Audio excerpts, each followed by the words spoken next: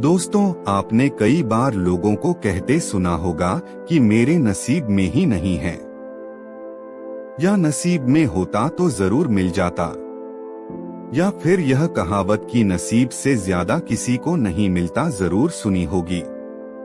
तो नमस्कार दोस्तों, एक बार फिर से स्वागत है आपके अपने YouTube चैनल घरेलू पाठशाला में, जिसमें आज हम आपके लिए लेकर आए हैं एक दिलचस्प वीडियो। तो चलिए बिना वक्त जाया किए करते हैं वीडियो शुरू और आप लें इस कहानी का अच्छे से आनंद। मिलते हैं वीडियो के अंत में। दोस्तों, 15वीं सदी की यह कहानी है।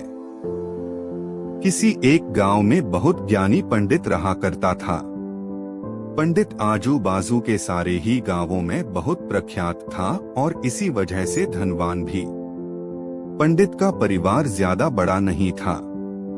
पंडित अपनी पत्नी के साथ अपने बहुत बड़े घर में अकेला रहता था, क्योंकि पंडित को कोई बेटा था नहीं और एक बेटी थी जिसका विवाह पास के गांव वाले एक श्रीमंत लड़के से हो चुका था।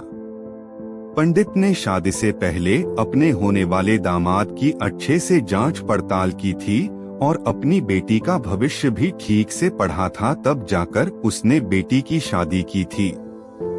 लेकिन चंद सालों में ही पंडित का दामाद बुरी आदतों के चंगुल में फंस गया। जुआ और शराब की बुरी लत ने उन्हें सड़क पर लाकर रख दिया था। अपने बेटी की ऐसी दुर्दशा देखकर पंडित की पत्नी काफी दुखी होती थी और अक्सर पंडित को कहा करती थी, तुम जाकर उनकी मदद कर आओ। पंडित हमेशा अपनी बीवी को यह कहकर उनकी मदद करने के लिए मना कर देता था कि अभी कुछ समय तक उनका बुरा वक्त चलना है। हम चाहे कितनी ही कोशिश कर ले, जो उनके नसीब में नहीं है वह उन्हें नहीं मिल पाएगा।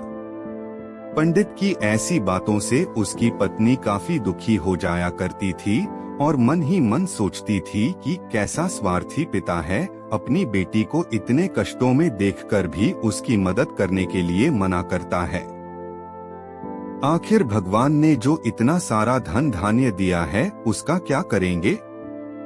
हमें कोई और औलाद भी तो है नहीं, ले देकर एक यही बेटी है और उसके लिए भी कुछ नहीं करेंगे तो किसके लिए करेंगे? पंडित ऐसा नहीं सोचता था। ऐसा नहीं है कि पंडित अपनी पुत्री से प्रेम नहीं करता था, लेकिन उसने अपनी पुत्री की कुंडली इतने अच्छे से पढ़ी थी और वह यह पहले से ही जानता था कि वह चाहे किसी भी लड़के से शादी करती, लेकिन उसके जीवन में यह समय आने वाला ही था और बिना इसे भुगते उसको छुटकारा नहीं मिलने वाला था। एक दिन खाने पीने के लिए भी मोहताज हो चुके पंडित के बेटी और दामाद उसके घर पर आए।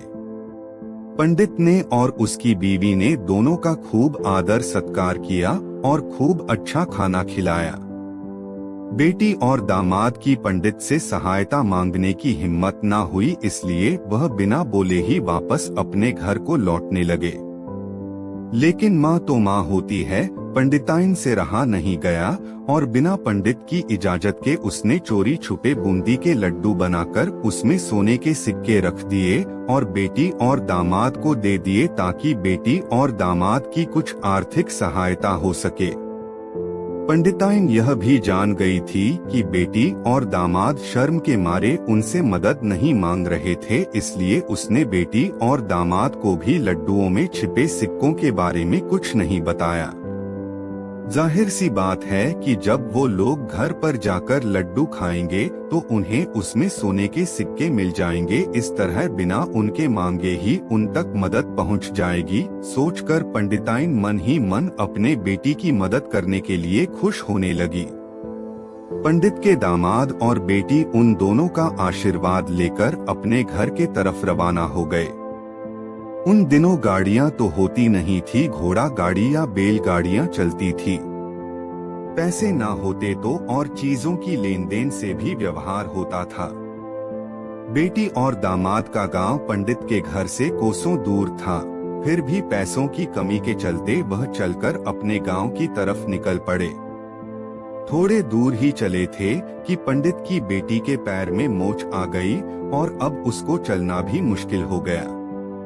पंडित के दामाद ने जब देखा कि उसकी बीवी अब बिल्कुल चलने में सक्षम नहीं है, तो उसने एक टांगा अपने घर तक किराए पर ले लिया।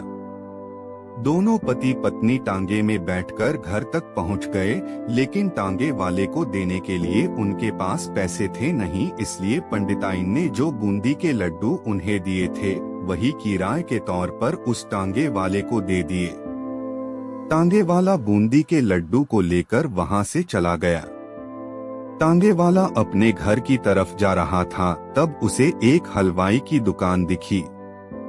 उसने सोचा कि थोड़े से बूंदी के लड्डुओं से मेरे घर के लोगों का पेट थोड़ी भरने वाला है। इससे अच्छा मैं इन बूंदी के लड्डुओं को बेचकर उनसे कुछ चावल खरीद लेता हूँ।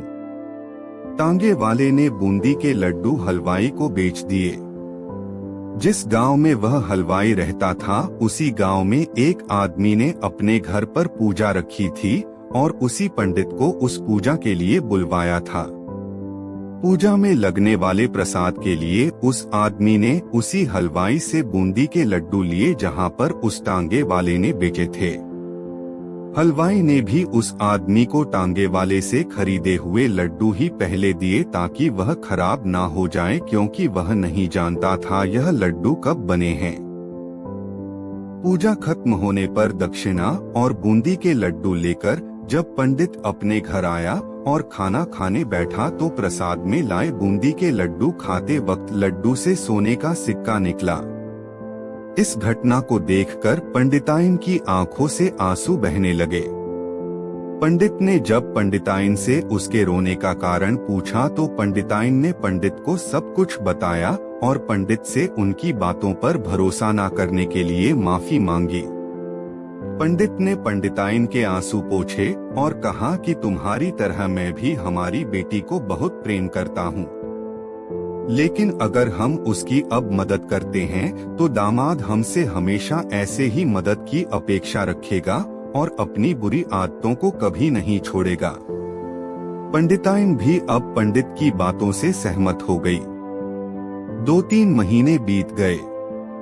पंडित के दामाद और बेटी फिर से एक बार उसके घर आए और इस बार उनकी परिस्थिति पहले से बेहतर थी, क्योंकि पिछली बार खाली हाथ जाने के बाद दामाद ने नया काम शुरू किया था और अपनी सारी बुरी आदतें भी छोड़ दी थी। दोस्तों, नसीब का लिखा नहीं बदलता, यह कहानी आपको कैसी लगी? क्या आप भी नसीब पर भरोसा रखते हैं या फिर आप उन लोगों में से हैं जो अपना नसीब खुद अपने हाथों से लिखना चाहते हैं? तो दोस्तों, हमें उम्मीद है कि यह कहानी आपको पसंद आई होगी। हम माता लक्ष्मी से ये प्रार्थना करते हैं कि वो आप सभी पर अपनी कृपा बनाए रखें। अगर आपको वीडियो दिलचस्प लगी हो तो वीडियो को लाइक, चैनल को सब्सक्राइब और बेल आइकन दबाना ना भूले, ताकि और ऐसी दिलचस्प वीडियोस आपके पास समय पर पहुंच सके। मिलते हैं अब अगली कहानी के साथ। जय हिंद, जय भारत, राधे राधे।